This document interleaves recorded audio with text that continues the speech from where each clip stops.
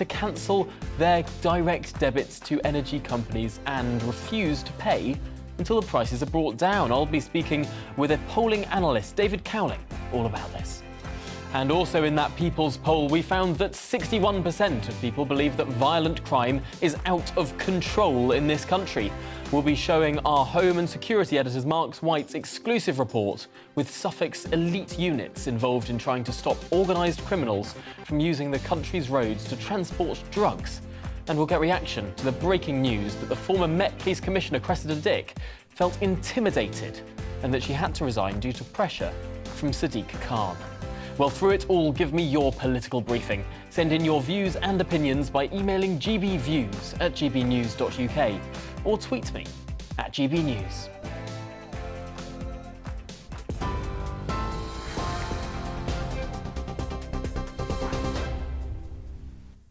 Good afternoon, it's 1 minute past 12. I'm Rhiannon Jones in the GB newsroom. Conservative Assembly members are demanding an apology from the Mayor of London. It's after a review found Dame Cressida Dick felt intimidated into stepping down as Met Police Commissioner. An ultimatum issued to Dame Cressida by Sadiq Khan was said to be behind her decision. The inquiry, which was carried out by Sir Thomas Windsor, also found due process wasn't followed. Responding, Mr Khan says the review was clearly biased and ignores the facts. Voting in the Tory leadership contest closes at 5 p.m. today, with the results set to be announced on Monday. Either Liz Truss or Rishi Sunak will take over from Boris Johnson as Prime Minister after a contest dominated by the cost of living crisis. Chris Curtis, head of political polling at Opinion Research, told us he believes Liz Truss is the clear winner. Nothing in the universe is ever 100%, right? Like, we always do have to build in some level of uncertainty. The bookies put it at roughly a 5% chance that Rishi Sunak's going to win. That feels roughly right to me. So, 1 in every 20 universes will see Liz Truss not winning this contest.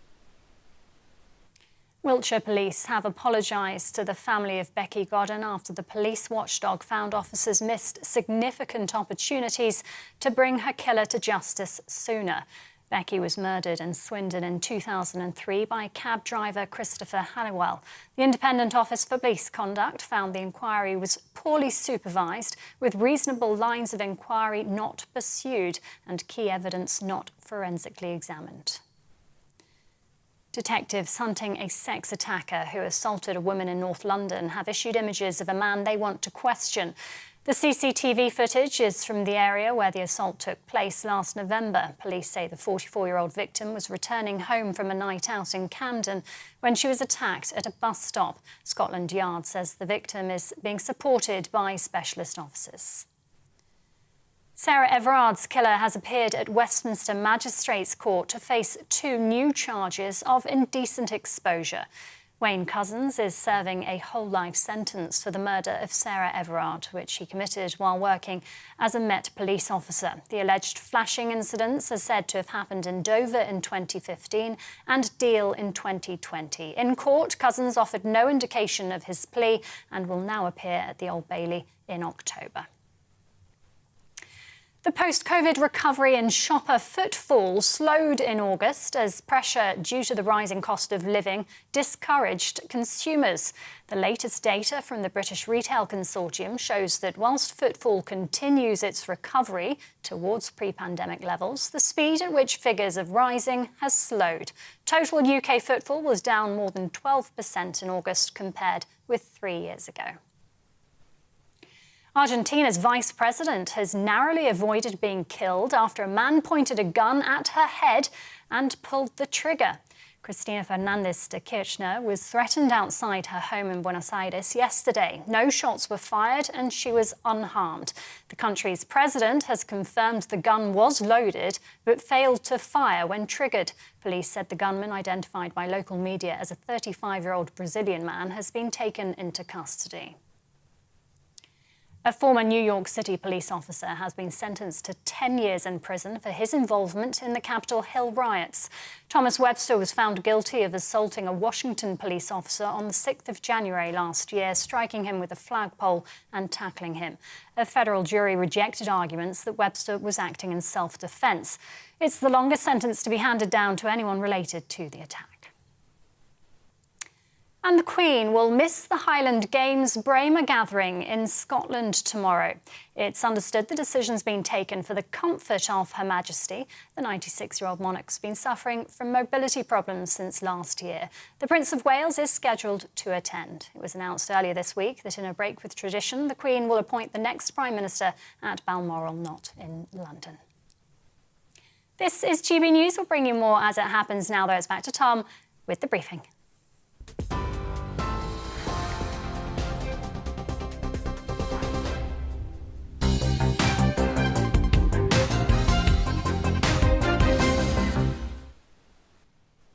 Good afternoon. Now first, today, the Prime Minister is expected to publish legal advice later this afternoon, which says that the parliamentary investigation into whether or not he misled the House over Partygate risks damaging democracy. The advice drawn up by Lord Panic QC, someone who previously worked with Gina Miller to take the government to court in two landmark Supreme Court anti-Brexit cases. So this is someone who would not necessarily be seen as a natural ally of the Prime Minister. Yet his advice says that in failing to make a distinction between whether or not Boris Johnson deliberately misled the House or inadvertently did so, there's obviously a world of difference between telling the Commons that you did not break rules, sincerely believing that you did not, and deliberately misleading the Commons saying you did not break rules when you know that you did. Clearly, there is a case, a strong case to be made that Boris Johnson did not know that he had broken the rules over Partygate. He maintained his innocence until the Metropolitan Police found against him. In just one instance, a brief singing of Happy Birthday in the Cabinet Room on the 19th of June 2020. And on that occasion, for which he and Rishi Sunak received a fixed penalty notice each, well, it was briefed to the Times newspaper at the time. Clearly, Number 10 did not think it was against the rules. It was printed in the papers the next morning. So the parameters of this investigation really matter. There's a complete world of difference of potential outcomes if he deliberately lied compared to if he didn't. And by doing away with that distinction, Panic argues, we risk a new world where other ministers would be subject to full-scale inquiries and potentially recall petitions simply for making honest mistakes or misspeaking without knowingly lying when speaking from the dispatch box of the House of Commons. So what can we expect from the consequences of this report, and what's Lord Panic likely to have said, and whether or not MPs will actually take it on? Let's bring in the constitutional expert and lecturer in politics at Queen Mary University, Dr. Richard Johnson. Now, Dr. Richard, I suppose at the start of this entire rigmarole, at the start of this, what became a third investigation into the Prime Minister. Sorry, I'm just hearing my ear that the report has just been published in the last few seconds. We'll try and get up some highlights from it in this conversation. But first of all, Richard Johnson, your reaction to the very idea that the Prime Minister commissioned this advice? Well, it's interesting. I think there's a political side to this as well, right? So the Privileges Committee will do its investigation.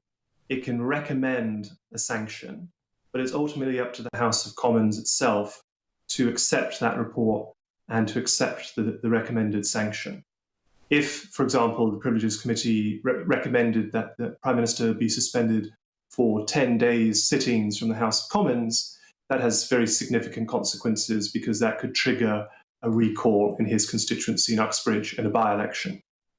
So part of what possibly Number 10 is thinking is that if they can sort of cast doubt on the legitimacy of the investigation, that gives MPs a better position to argue against following through with the recommendations of the committee once they're submitted. And I think that's part of what's going on. Yeah. At the start of this process, we were all briefed. Many people were expecting that there was a distinction between intentionally misleading Parliament and unintentionally doing so, i.e. there wouldn't be a sanction for unintentionally misleading Parliament, that there's rather a high bar for the Privileges Committee to overcome. In the course of this investigation, we have learnt, however, from the committee that that's not so much the case. How does that fit with history? Have there been other Privileges Committee investigations that really have such a low bar in terms of potentially issuing a sanction? Well, what the committee's been asked to do is to see if the Prime Minister is in contempt of Parliament. And contempt is defined as harming or preventing the House from doing its work. Now, I've read the report from the committee with the advice given by the clerk of the journals in the House of Commons, in which she argues that you could feasibly prevent the House from doing its business, but not with intention. So she provides some evidence that there have been cases in the past where people have done or said things that have prevented the House from doing its proper work, didn't mean to do so, nonetheless have been found as contempt. But there's a difference between being found for contempt and then the penalty that's applied for that. And that's where I think intention could and should come in. So if someone inadvertently committed contempt, in effect, the committee might take a judgment, or the House of Commons might take a judgment, that individual should not be punished for that, or should have a minimal punishment for that, a token punishment for it. In contrast to if someone was actually found to be deliberately misleading the House. So I think that's where intent comes in, and I think that's why it still matters a great deal. And so what are the specific sanctions that might befall Boris Johnson? What does his future look like, depending on how this committee reports? I should say I'm being told in my ear that there was a bit of confusion over the publishing of this advice. It doesn't appear to have been published yet, but we will keep our beady eyes on it. But just on the potential consequences of this investigation, what could befall the current Prime Minister, Boris Johnson? It could be a range of things. I mean, if the committee could, of course, conclude that this was, I think it's pretty obvious that they're going to find he misled the House. I mean, I think that given the fines, the number of fines, 100 odd fines that were issued, for you very soon. In the meantime, I should just report some breaking news from Parliament, some breaking news from the House of Commons. Extinction Rebellion protesters have broken in to the chamber of the House of Commons. The House of Commons chamber has been shut down and police are attempting to remove those protesters as we speak. We'll try and get some pictures of this for you very, very soon. But for now, let's return to Dr. Richard Johnson and the potential consequences for Boris Johnson of this report. You were saying that he's likely to have been to be found to have misled the House. Yes, I think basically there are three things the committee needs to do. It needs to establish whether he misled the House, whether that constitutes contempt, and whether the extent to which he willingly or knowingly misled the House, which will then guide the punishment.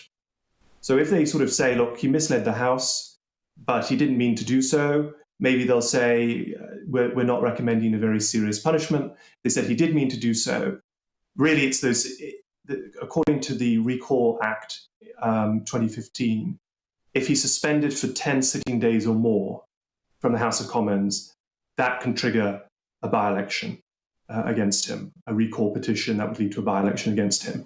And that would be very serious because I think, there's a good chance that he could lose the by-election. He would be allowed to stand in the by-election, and if he chose to do so, maybe he'd win it.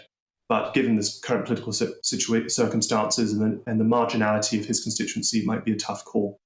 So really, the Privileges Committee does have the power to suggest to the House of Commons that effectively Boris Johnson ought to be subject to recall. and then it's for the House of Commons to determine whether they agree with that. And that's why, again, I think this legal advice the Prime Minister has sought is so important, because if he can get his lawyers to say, look, their definition of contempt is too broad, then perhaps they can make the case not to accept a harsh penalty. And that's the crucial distinction, I suppose. This legal advice won't change the outcome of the investigation, but could change how it's interpreted. And I wonder, is there a parallel, quite a crude parallel perhaps, not one this extreme, that we could draw between what happened with Gerald Ford when he became President of the United States? One of his first actions was to pardon Richard Nixon, a pretty extraordinary action that he never quite politically recovered from.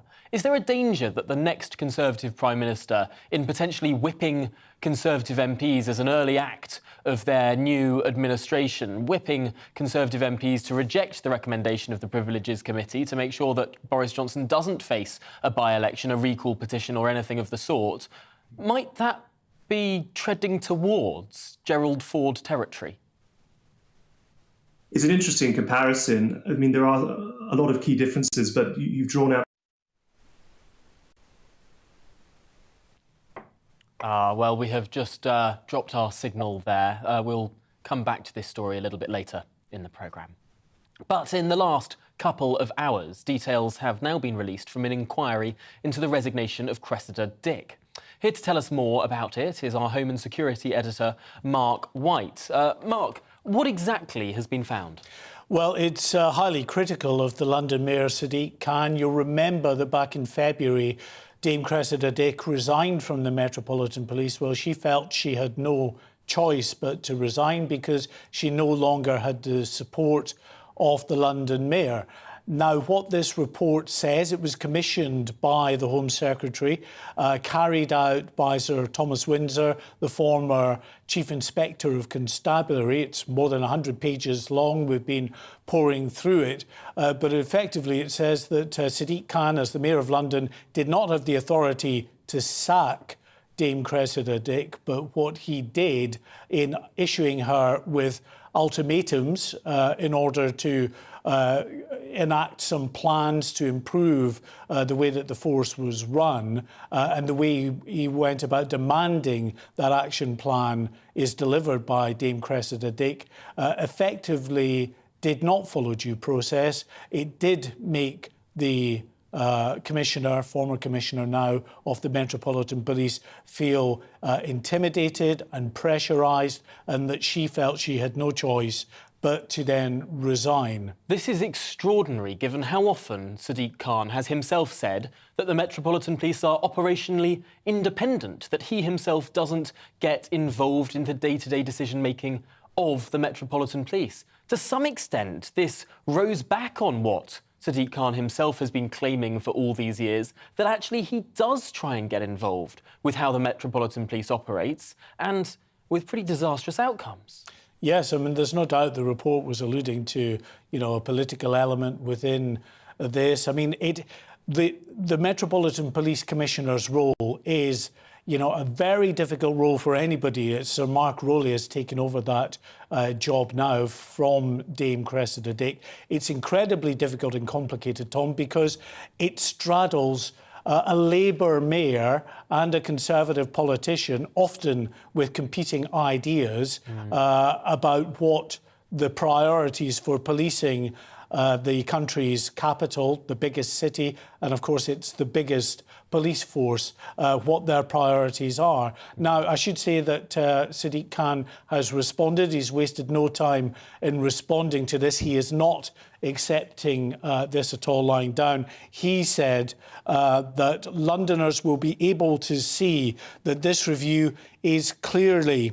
biased and ignores the facts. It goes on the former commissioner's watch, trust in the police fell to record lows following a litany of terrible scandals. What happened was simple. I lost confidence in the former commissioner's ability to make the changes needed, and she then chose to stand aside. So that's what he says, but it's clear this report is very critical of the way that he handled that process. The ultimatums that he threw at Dame Cressida, which she felt obviously left her with no choice but to resign. And he's now slating this independent report as biased. That's a bit of a Trumpian response.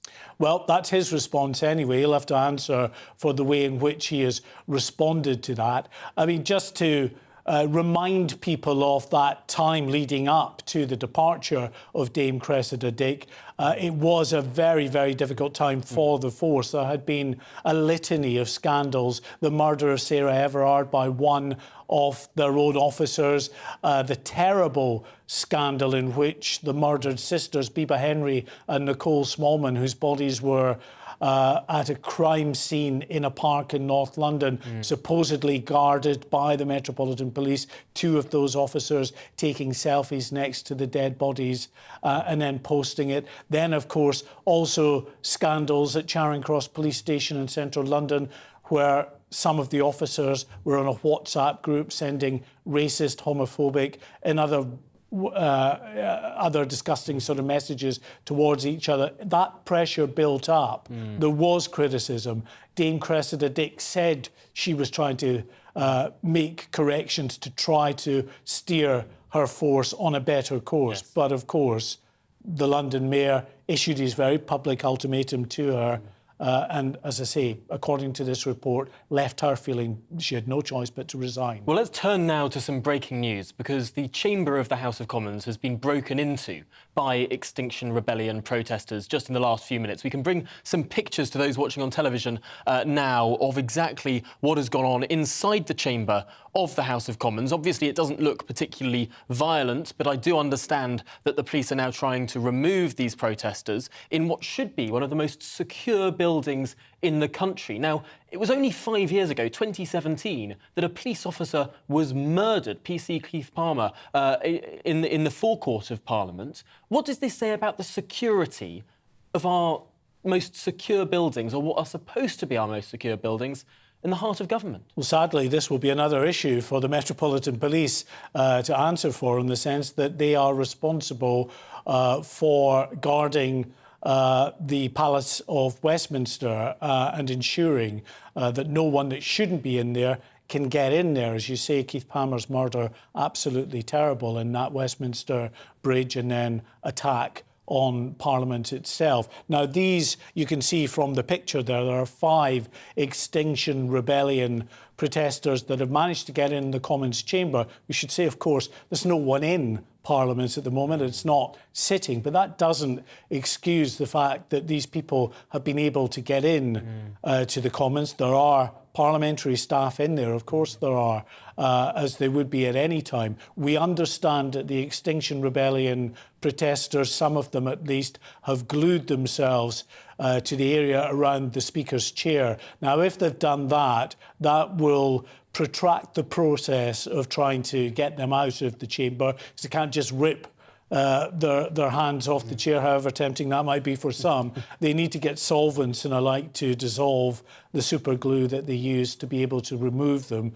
Once they remove them safely from the chamber, then, of course, the inquiry will begin into how on earth they got through. Which way did they get into Parliament? Were they perhaps, as many people do, as you know, Tom, on one of the tours around Parliament?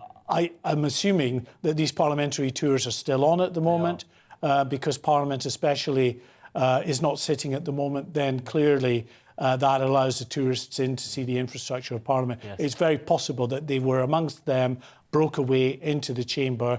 It's kind of difficult in a way if 5 people suddenly just run off from a tour party and try to get into the chamber. Perhaps security will now increase, and we should say that the Speaker's chair, if they've glued themselves to that, that was a gift of New Zealand, as all the big parts of the Commons chamber rebuilt after the Second World War. Of course, it was bombed in the war. There were gifts from all of the Commonwealth, and the Speaker's chair, I believe, given by New Zealand. Font of knowledge, Tom, as always. In a crime-filled week, Mark, you've been looking into a special investigation into particularly Albanian gangs and what they've been up to in our capital. Yeah, well, one of the issues and the criticisms around the Metropolitan Police has been violent crime, not just in the Metropolitan Police area, but right across the country. We saw the terrible events, the shooting in Liverpool just recently as well. Now, a lot of the violence we're seeing on our streets is fuelled by the drugs trade.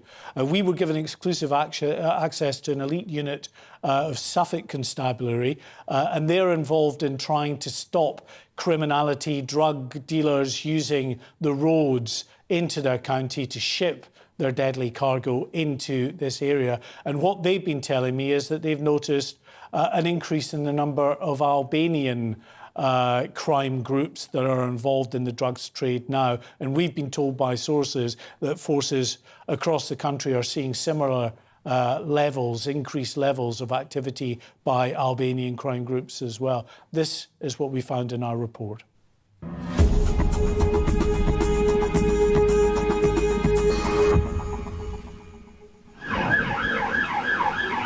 If you boys could go towards Freshfields, me and Sophie will get on the bridge. These officers are racing to intercept a vehicle believed to be involved in organised crime. Yeah, just in case they come in the other way and we miss him, then you boys can get him before he actually gets into Freshfields. We're on board with Sergeant Ed Wright and his team from Operation Sentinel, Suffolk Constabulary's dedicated unit trying to disrupt the criminal gangs using the county's roads for their trade in drugs. Vehicle moves into lane 1. We've got 2 vehicles for cover. They've caught up with the vehicle on the A14 near Newmarket and are waiting for other police units to catch up so they can stop it. Vehicle is off at Tuddenham. Yeah, vehicle's failing to stop. But just seconds later, the suspect pulls over. It did make a sudden increase in speed, but it is now stopped and looks like it is complying. Just be very aware. Keys out of the ignition. Keys out of the ignition. Great. Have you got a driving licence for me, please, mate? You're disqualified. The man has told the officers he's Albanian, one of many from the Western Balkans these officers are encountering as they disrupt organised criminal gangs. We're going to be searching you and your vehicle, yeah, but the fact that you're a disqualified driver as well fits with the MO of OCG groups in this vehicle, all right? And is there anything that you have either on you or the vehicle that's going to harm us, or anything that you shouldn't have? Oh, I got a Stanley knife and the knife for... Just a Stanley knife. Having stopped the vehicle, the driver is now detained and the Sentinel teams are beginning a search of the car. They're expert at this, they know what they're looking for. And what they're looking for is anything that's potentially connected to the drugs trade. It doesn't take them long to find it. Basically all the equipment you'd need to set up your own little grow, in effect, for a cannabis sort of factory. So you've got flexible tanks, you've got obviously the early stages, growing the seeds, fans for the circulation. Is this what you're seeing time and again increasingly now, like other forces, that the Albanian organised criminal gangs are moving into these areas? No, they are. They certainly seem to be on the up. They seem the dominant ones at the moment.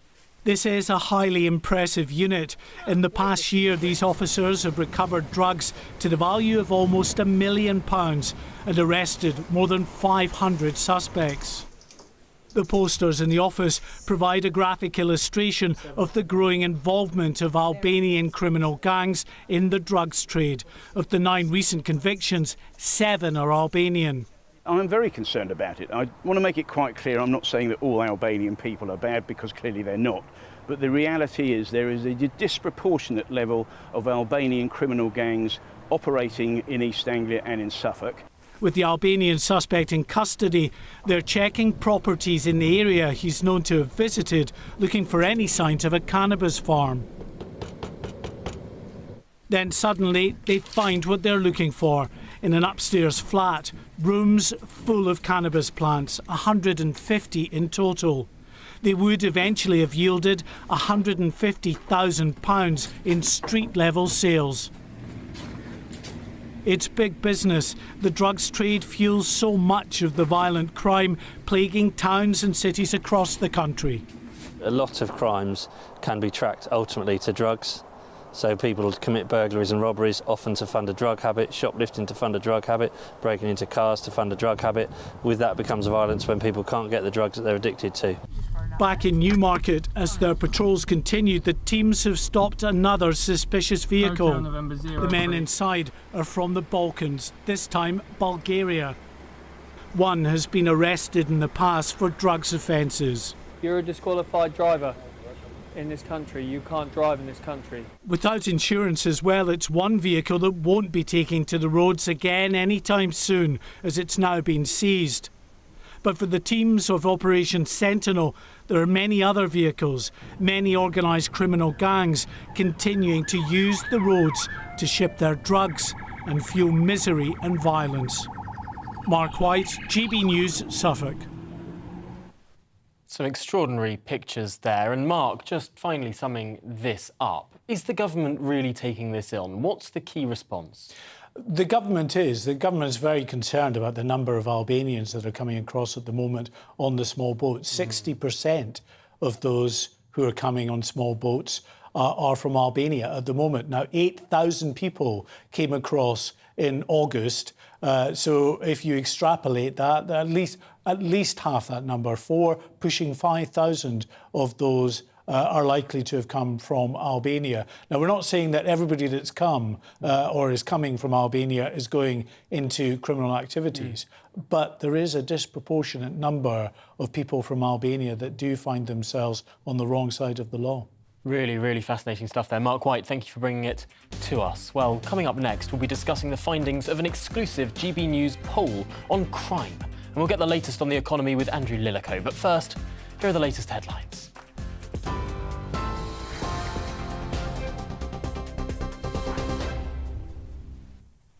It's 12:31. I'm Rhiannon Jones in the GB newsroom. Extinction Rebellion protesters have superglued themselves around the Speaker's chair in the House of Commons. Video posted on social media shows 3 members of the environmental group holding hands in front of the chair. 2 others are holding banners. The group has also dropped banners across the Palace of Westminster calling for a citizens' assembly. Conservative Assembly members are demanding an apology from the Mayor of London. It's after a review found Dame Cressida Dick felt intimidated into stepping down as Met Police Commissioner. An ultimatum issued to Dame Cressida by Sadiq Khan was said to be behind her decision. The inquiry, which was carried out by Sir Thomas Windsor, also found due process wasn't followed. Responding, Mr Khan says the review was clearly biased and ignores the facts. The British Chambers of Commerce is urging the next Prime Minister to act as the UK economy is set for recession before the end of the year. Apologies, those are not the pictures. The Queen will miss the Highland Games Braemar gathering in Scotland tomorrow. It's understood the decision's being taken for the comfort of Her Majesty, who's been suffering from mobility problems since last year. The Prince of Wales is still scheduled to attend. Voting in the Tory leadership contest closes at 5 p.m. today, with the results set to be announced on Monday. Either Liz Truss or Rishi Sunak will take over from Boris Johnson as Prime Minister after a contest dominated by the cost of living crisis. We'll have more in just under half an hour. That's it from GB News. Just in a short while, we'll be back to Tom with the briefing. See you soon.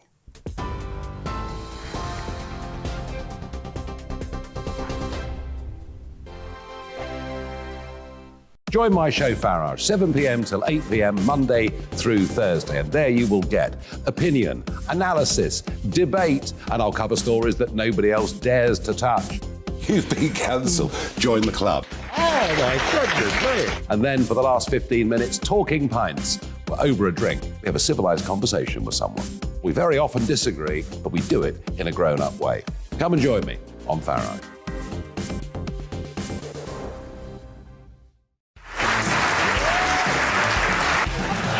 My name is Andrew Doyle. Join me every Sunday evening at 7 p.m. for Free Speech Nation. This is a show where we address current affairs and news stories of the week with the help of 2 wonderful comedian panellists. I brought in comics because I want to give it a lighter edge, and also they work for less. See you there.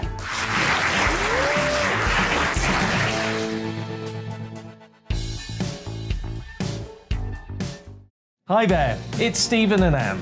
At breakfast from 6 a.m, you'll always be caught up with everything you need to know, the latest headlines, opinions and debates. We'll bring you the good news and the bad, but most of all, we're here for you. Remember, send in your views and let us know what you would like us to talk about. That's because we're your news channel. And every morning at 6 a.m, it's breakfast on GB News.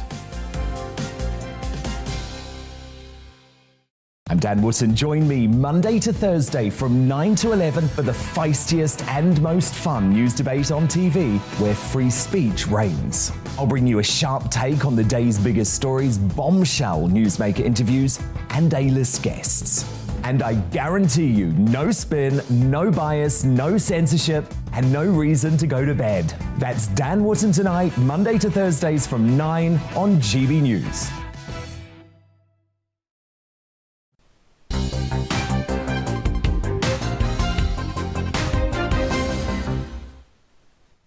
Welcome back. Now, as the Conservative leadership contest finally drags to a close, it closes at 5 p.m. today. The winner is set to inherit a very bleak economic picture, with warnings of recession and the possibility of inflation spiralling even further out of control. So how can the incoming Prime Minister get the economy back on track? Is it even possible to do so in any short order? Well, joining me now is the economist Andrew Lillico. And Andrew, I suppose it's the most extraordinarily poisoned chalice for whoever becomes Prime Minister on Tuesday next week. We've got sky-high inflation predicted to go to 20%. We've got incredible debt burdens in this country. We've got the highest tax burden as well for more than half a century. And we're looking at a likely recession coming in the next quarter. What on earth can the next Prime Minister do? Yes, it's one of those who'd want the job, or certainly you wouldn't want to start from here kind of a situations. Absolutely. The priority, the initial priority is going to have to be what to do about the extremely high inflation and energy bills challenges over the winter. And I would assume that what will happen is there will be an emergency budget. As part of that emergency budget, there'll be some uprating of benefits, or something that's equivalent to uprating of benefits for, and benefits thresholds for those that are on benefits, so that normally their benefits would only be uprated in April each year. They can't, with 20% inflation, wait until next April to have their benefits raised, otherwise they won't get through the winter. So there'll have to be a rise in benefits for them, or some payment to them. So I imagine that will be the first order of business. There will probably be some announcements of cancellations of some of the tax rises that we scheduled for next year. So that's the corporation tax is supposed to go up from 19% to 25%. I'm sure that'll be cancelled. She will probably reverse the NI rise. So that was the stuff that was supposed to pay for social care, if you remember. She's saying that instead of doing that, she's going to divert funds from the NHS. Yeah, probably that means that she'll feel she has to announce some additional NHS spending as well, probably in the emergency budget. As part of that, there will also be some broader packages for what to do for the wider economy in terms of the energy situation. So probably there'll be some sort of loans, like the bounce back loan scheme there was for the in COVID for smaller businesses that will be available, and there will also perhaps she'll look at some of these other schemes for doing things like the energy companies absorbing some of the wholesale energy price rise in it, so they make a bit of a loss in the short term. That's the people who do the transmission and distribution and so on, but they recover that through higher bills over the medium term. There are schemes of that sort which seem quite likely there's some version of that to come in. And there also may be some sort of high profile thing that they try, like there's talk of a 5% temporary cut in VAT to get the economy through recession. I imagine they'll have a go at that. So it's quite a wide package of things. There'll be other stuff as well, but that's enough for us to be going along with. Extraordinary looking at all of these things. I'm not seeing something that might necessarily help what might be described as a Middle England Tory voter. Uprating benefits will certainly help those on benefits. Some tax cuts might help at the margins, but unless there's a really well worked out and comprehensive settlement with energy companies, people are still going to have a pretty torrid time through this winter. It's absolutely the case that things are going to be bad, and that can't be wished away. And I think that's going to be a key part of her message, is that these schemes where you kind of suppress all the rise in energy bills and so on, all that will ultimately lead to is rationing. And she's said that she's ruled out any possibility of having rationing in the UK. So you've probably seen on the news, some of your viewers will have seen about how they've announced these rationing schemes in Germany, and they're talking of doing it in France, that they haven't come up with the details yet. And if we're going to have such high rises in energy bills, it would be politically toxic to have the energy bills go up and then end up with rationing anyway. So I think that they've chosen the path. We've chosen the path of having the energy bills go up. They've got to make sure that there's no rationing. And so I think that would be quite disastrous if they did end up in that situation. Will she be able to communicate this, though, Andrew Lillico? The distinction seems to be, under the Starmer plan, where you magically freeze energy bills at the cost of a greater cost than furlough, and it only lasts for 6 months. If you do that, probably some rationing takes place. Now, that seems to be a logical economic argument, but the question is, will anyone believe the government if they make it? Well, I think that they'll be able to point at other countries where that's happening. And so they'll have the credibility of other people's experience to help them with that. It's definitely a very difficult political management situation. And I think what you have here is that you've got to create... If you're going to have a Conservative government, I guess, they would probably have the idea that there's no point in having a Conservative government if you don't trust markets at all. And we have a price mechanism. The prices are high because there isn't enough energy. And so you've got to ultimately mainly use the price mechanism to deal with these things. Households, workers are going to face a very difficult situation. So their salaries have got to go up. You've got to allow the market to do that. You can help the market a bit with things like temporary tax cuts and not having tax rises down the line. But if you're going to be a Conservative government, I don't think it's a very difficult political sell to say, we're the ones who come in and only suppress the market, not quite as much as the other guys. I would have thought that if people want to have market suppression, ultimately they're going to vote for the Labour Party, if that's what they want to do. The Conservatives, if they want to be a credible political force, need to be telling a story where markets do the work for them. And it's not everything. Of course, you still have benefits and you still have temporary tax cuts, and you probably will manage some kind of energy price smoothing scheme. But the message, I think, fundamentally has to be, do you believe that markets do anything useful at all? If you do, then you've got to let them do that. And if you don't believe that, then you go down the path of nationalisation or price suppression. There will be very bad economic consequences of that, and you have to persuade people that will be the result. A really tough argument to make in the wake of all of the intervention that everyone has become so used to during the COVID pandemic. I suppose we don't have that long to wait. We're expecting some pretty big announcements coming as soon as next week. But for now, Andrew Lillico, thank you so much for talking through those massive issues facing the next Prime Minister. Well, on to yet another issue. The majority of Brits now believe that violent crime across the country is out of control. That's according to findings that are part of the GBNews People's Poll. They suggest that 61% either agree or somewhat agree that criminals are using more and more physical force against their victims.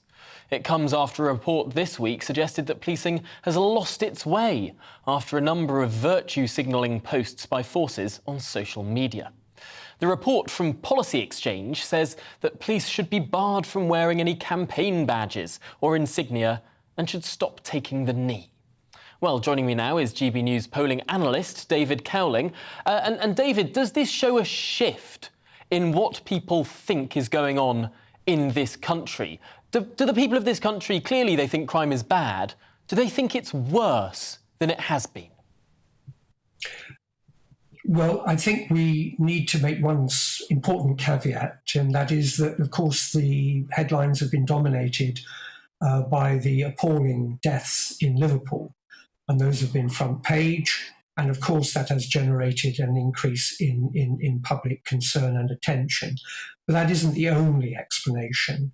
I believe there has been a concern that's been growing, a sense amongst many people of a sort of retreat from the streets by the police. And one of the principal functions of any functioning society, one of the things we look to government to do, is to protect us from violence and from crime. And insofar as they fail to do that, then it seems to me that for many people they fail a fundamental function of government, and whichever government is in power will pay something of a price. And it's interesting to me that while 6 out of 10, I beg your pardon, people agree that violent crime is out of control, 7 out of 10 Conservatives believe it. And that's a really significant point, I suppose, when it comes to Conservatives moving away from the Conservative Party come election time. Of course, a Conservative moving away from the Conservative Party and going to Labour, I suppose, counts for double in terms of reducing the Tory poll by 1 and increasing the Labour polling number by 1. That's a different prospect between of opposition parties just shuffling around their votes. It's really crucial if Conservatives change their minds on these issues. To what extent is this analogous to what happened in the 1990s, when there was also a great deal of worry about rising crime? Well, we have plenty of other things to be troubling us. I'm not trying to be flippant about it. It's not to understate the issue of crime and rising concerns amongst the public. But in terms of trying to place it as an issue in the poison chalice, as you said in the previous segment, of issues which the new Prime Minister is having passed to him or her, then there are other competitors. And what is going to be the preoccupation? Is it going, crime affects a number of people, an increasing number of people, but it is a minority. The energy bills are going to affect everyone. So it's not to state that crime isn't important, but we have to say that it's one of a number of issues, and that's what makes it, in a sense, so difficult for the government, as you were outlining, as I said in the earlier segment. It's a real array of issues which seem to be overwhelming them. Well, let's cover one of those other issues now, because this GBNews People's Poll also found that over a third of Brits will support campaigns encouraging people to refuse to pay their energy bills unless those bills come down. Although we can't condone this, of course we can't condone this, clearly it shows some strong public feeling. This follows reports that UK energy firms are set to pocket a jaw-dropping £170 billion in profit within the next 2 years. Well, David Cowling, what does this suggest in terms of how people are feeling towards institutions? It's almost that a third of Brits are backing lawlessness. And included amongst them is 1 in 4 Conservative voters, which was a figure that took me a little by surprise. These are 2019 Conservative voters who are there. It just struck me, and I wouldn't make too much of it, but the last time we've had anything on this scale in terms certainly of what might happen was, of course, the poll tax in the late 1980s. And there we found, it was introduced in Scotland initially, as you know, and within a year, about 1 million people were refusing to pay. It came into England and Wales a year later in April 1990, and 2 years on, 21% of people were not paying the tax that was required of them. Now, I'm not suggesting that there are direct parallels, but it is only to say that within our own history, and it's not an ancient history, when people have been confronted with massively unpopular increases, one attacks, one the poll tax, one of them the energy bills, we have some track record of moving fairly fast into a situation where the government is overwhelmed, as you were saying earlier, nobody wishes people to be dragged into or to walk into a situation where they don't pay what they're supposed to be paying, because it never ends well. The bill remains. But nonetheless, the fact that 1 in 3 people could be expressing that view, 1 in 4 Conservatives could be expressing that view, reminds me of how in the past we have had experience of people and it hasn't, of refusing to pay bills, and it hasn't been a good end. No, certainly hasn't. Although I do think that people should have looked at what happened with the poll tax, the community charge, as Mrs Thatcher called it, and maybe think that there were parallels in the devolution settlement a decade later. Of course, Thatcher thought people would blame these Labour councils for applying big, heavy community charges, high taxes, but actually they blamed her government. Well, David Cowling, thank you so much for joining us here on The Briefing. Really appreciate your analysis, as always. Coming up, we'll be discussing a new UN report which has raised grave concerns about human rights abuses in China. Before then, a short break.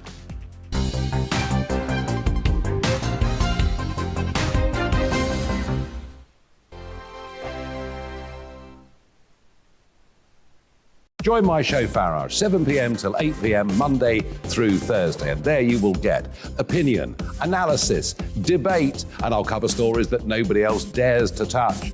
You've been cancelled. Join the club. Oh my goodness me. And then for the last 15 minutes, talking pints.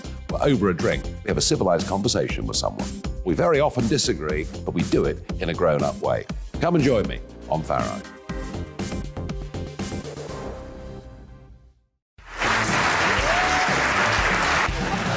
My name is Andrew Doyle. Join me every Sunday evening at 7 p.m. for Free Speech Nation. This is a show where we address current affairs and news stories of the week with the help of 2 wonderful comedian panellists. I brought in comics because I want to give it a lighter edge, and also they work for less. See you there.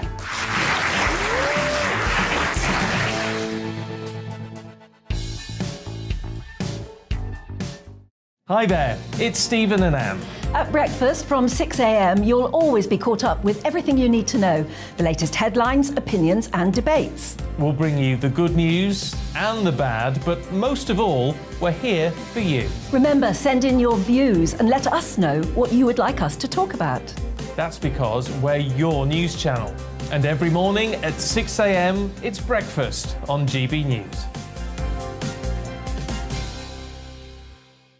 I'm Dan Wootton. Join me Monday to Thursday from 9 to 11 for the feistiest and most fun news debate on TV, where free speech reigns. I'll bring you a sharp take on the day's biggest stories, bombshell newsmaker interviews, and A-list guests. And I guarantee you, no spin, no bias, no censorship, and no reason to go to bed. That's Dan Wootton Tonight, Monday to Thursdays from 9 on GB News.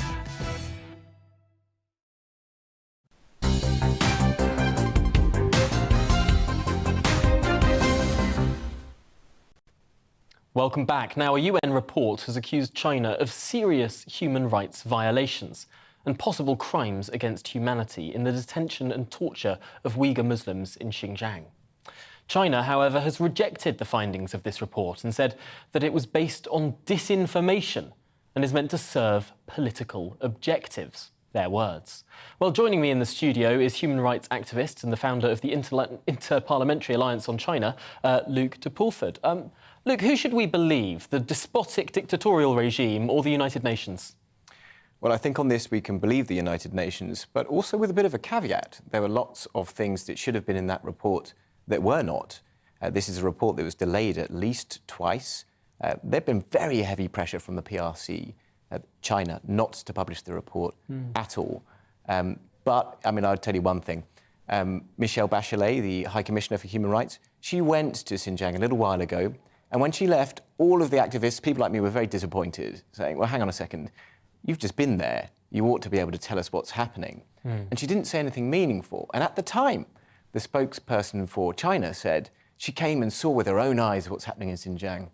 Now they're saying that this report is some kind of product of Western manipulation. So when the chips are down for them, they get very upset about it, which is what I think is happening here. That sounds like there's been an enormous amount of politicking within the United Nations, that it's taken so long for this report to come out that officials within the United Nations have sort of felt gagged in a way to tell the truth about what's happening in China. No, there's no question that that's the case. China increasingly has a lot of power and sway over the United Nations. They are now, I think, the third largest cash contributor to it. And I think it's 9 of the agencies of the UN are now run by Chinese nationals. Increasingly, I think as the US has retreated from the UN, China has filled that vacuum, which is very worrying because it means that when it comes to holding them to account, nobody really wants to do it. Certainly, the reticence of Michelle Bachelet to publish this report have much more to do with that than anything else. If it had been another nation, if it had been Belarus, this report would have been out at least a year ago, as was promised by the office at the time. And if it was Israel, it would have been out before it was written. But if we get into the details of this, the Belt and Road Initiative by China, these investments made in smaller, poorer countries around the world, almost a sort of neo-imperialist reach, at least a spheres of influence reach. Are these countries that China has poured so much money into now voting with China at the UN? Yes, and they have done. This is a trend which is pretty well evidenced over the past decade, but increasingly now. So the response of China to this report has been to publish a report, a letter of complaint signed by, I can't remember how many organisations and how many nations that normally back them up at the UN Human Rights Council. China's sway at the UN Human Rights Council, which is largely attributable, we believe, to the Belt and Road Investment Scheme, is the reason that nothing can be got through the Human Rights Council to hold China to account. And it makes a mockery of the system. Really, really concerning stuff there. Well, I wish we had more time to talk through it. We'll have to get you back very, very soon. But Luke de Porford, thank you so much for talking through that really concerning situation. Of course, China spreading its influence in international affairs. Well, you've been watching The Briefing with me, Tom Harwood. Up next, it's GB News Live with Patrick Christys. But for now, I'll leave you with the weather forecast. Hello, I'm Alex Deakin. Welcome to your latest weather update from the Met Office. The weather is definitely changing, but still, many places will be dry and bright today. But where we do see the showers, they are likely to be pretty heavy, and weather fronts are gathering and closing in on the UK. Going to bring most of us some showers over the course of the weekend.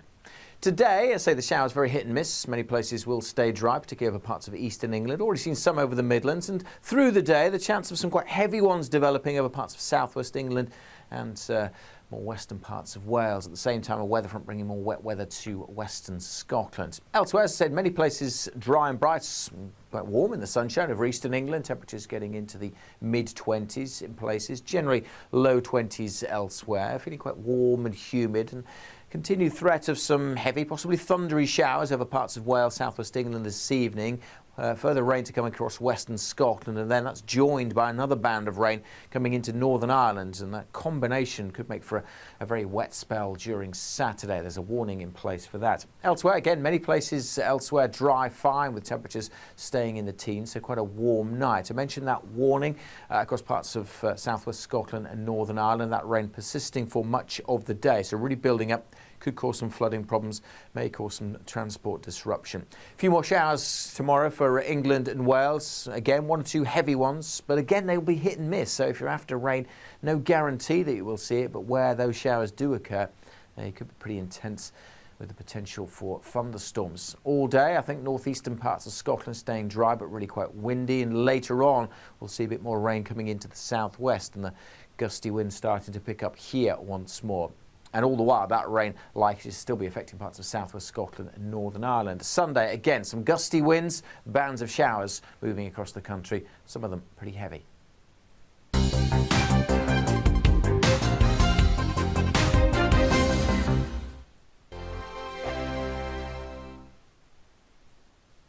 Join my show Farage, 7 p.m. till 8 p.m. Monday through Thursday. And there you will get opinion, analysis, debate, and I'll cover stories that nobody else dares to touch. You've been cancelled. Join the club. Oh my goodness me. And then for the last 15 minutes, talking pints. We're over a drink. We have a civilised conversation with someone. We very often disagree, but we do it in a grown-up way. Come and join me on Farage.